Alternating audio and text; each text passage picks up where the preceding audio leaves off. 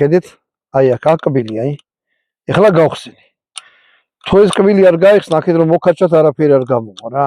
ამას გახსნით და გადატანით. სროლის შემთხვევაში.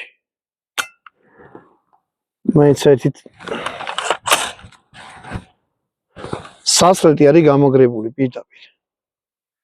არანაირი ის არ აქვს და სადაც 2 კილო ნახევარი დაწოლა უნდა. როგორც სპორტული იარაღი ეგრე ის გამაგრებულია, გამოწე თუ არა პირდაპირ არტყავს. ოღონდ ძალა უნდა.